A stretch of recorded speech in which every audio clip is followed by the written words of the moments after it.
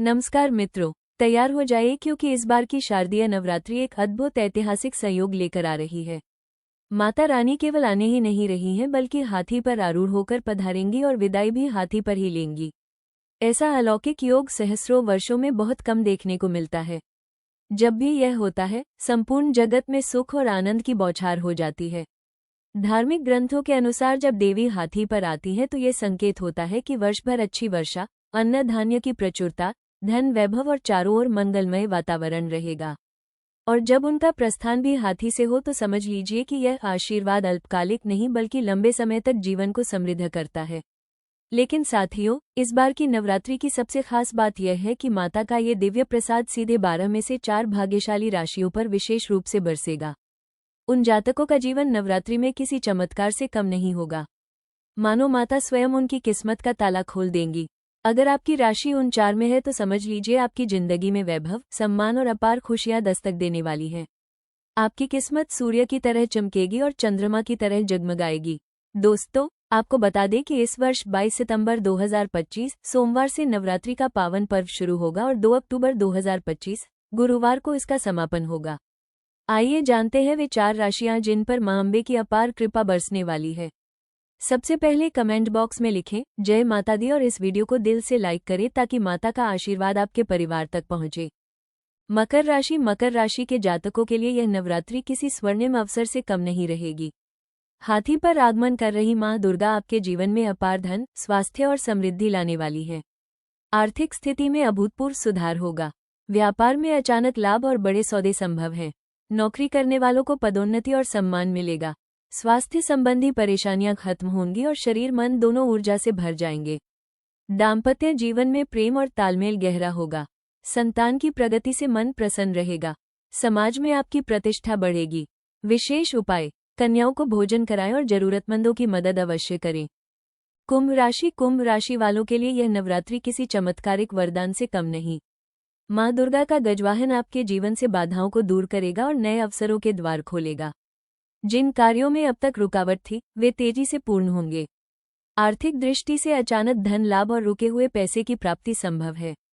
व्यापार में मुनाफा और नए सौदे होंगे। नौकरी पेशा लोगों को उच्च पद या नई कंपनी से शानदार ऑफर मिल सकता है। अविवाहितों के विवाह योग प्रबल होंगे, वहीं विवाहित जातकों के जीवन में सौहार्द और संपत्ति में वृद्धि के अवसर बनेंगे। परिवार और समाज में सम्मान बढ़ेगा। तुला राशि के जातकों के लिए यह नवरात्रि सौभाग्य और समृद्धि का खजाना लेकर आ रही है। माता रानी की कृपा से आपके रुके हुए कार्य पूरे होंगे और आर्थिक पक्ष मजबूत होगा। सरकारी नौकरी और प्रतियोगी परीक्षाओं में सफलता के योग हैं। व्यापारी वर्ग को अप्रत्याशित लाभ मिलेगा। परिवार में मांगलिक कार्य संभव है और घर आंगन खुशियों से गूंज उठेगा। आपकी मेहनत और व्यक्तित्व से समाज में सम्मान बढ़ेगा। मानसिक शांति और सेहत में सुधार होगा। विशेष उपाय, कन्याओं को भोजन कराएं और माता के भजन कीर्तन में भाग लें। वृश्चिक राशि वालों के लिए यह नवरात्रि जीवन का स्वर्णिम अध्याय खोलने वाली है। मां अम्बे की कृपा से आर्थिक उन्नति, नए अवसर और रुके हुए कार्यों की पूर्णता होगी। करियर और व्यापार में तरक्की मिलेगी। परिवार में सुख शांति और मांगलिक कार्यों का आयोजन संभव है। महिलाएं कार्यक्षेत्र में विशेष सफलता पाएंगी। वरिष्ठ और सेवानिवृत्त जातकों को मानसिक शांति और संतोष प्राप्त होगा।